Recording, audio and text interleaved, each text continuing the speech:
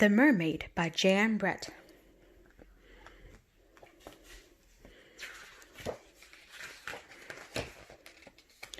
Under the sea, an octopus family got ready for a swim before breakfast. "Time to put on your new hat, baby," said Okasan. Baby did not like the floppy new hat. The hat was not happy either.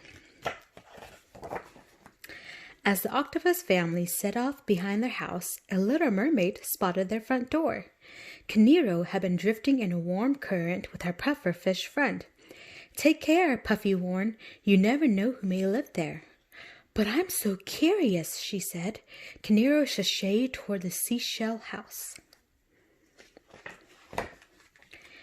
Inside, breakfast had been set out. There was a great big shell, a middle-sized shell, and a little shell. Kinero took a bite from the great big shell. "Too crunchy," she said. The little mermaid tried the tender bites in the middle-sized shell. "Too slimy," she said. Puffy could guess what was coming next. Kinero sidled up to the little shell. In a minute, the tempting tidbit had disappeared. "Just right," she said. "All gone," said Puffy as he wondered whose breakfast it really was. Kinero floated around the seashell house and saw 3 chairs. There was a big chair, a middle-sized chair, and a little chair.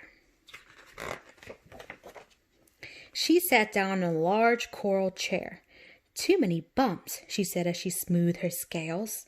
Kinero wiggled into the middle-sized chair. Down she went. "This chair is too slippery," she gasped. The little chair was the prettiest of all, and Kinero sat on it.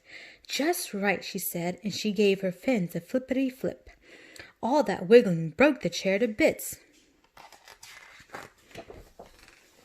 Kinero was sorry about the pretty chair, but not for long, because in the next room she spotted 3 beds. She and Puffy had been swimming for hours and were ready for a nap. She swam over and settled in. "What sweet dreams we'll have," she told her friend.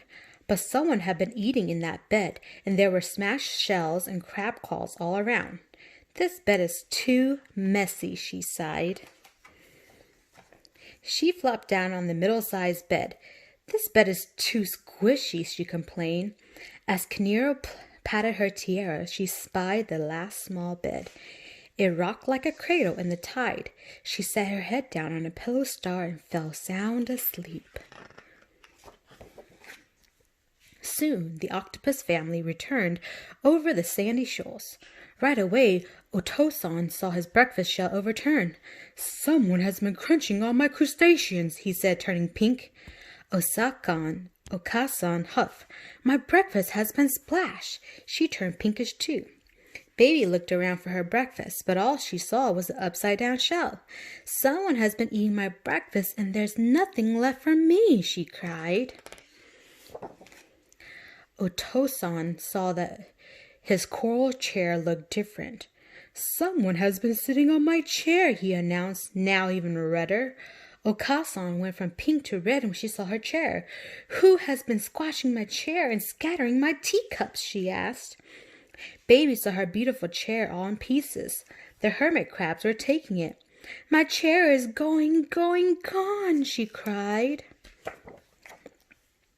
Sensing something was amiss, Otosan squeezed into the bedroom.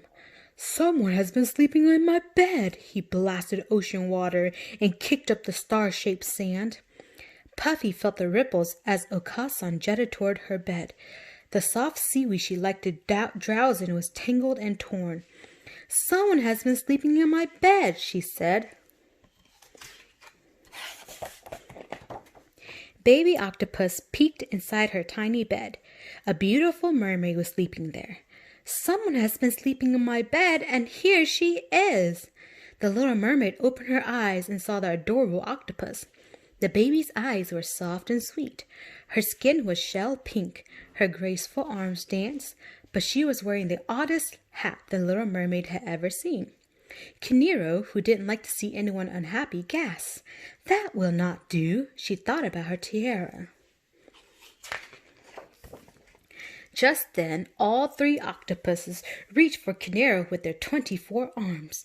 Puffy was ready. He puffed with all his might.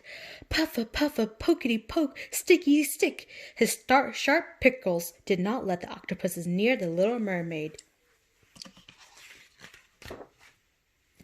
Canaro, Puffy, and their new friend Ray floated away in the warm current. They couldn't stop smiling about the baby octopus. She looked radiant in her brand new tiara.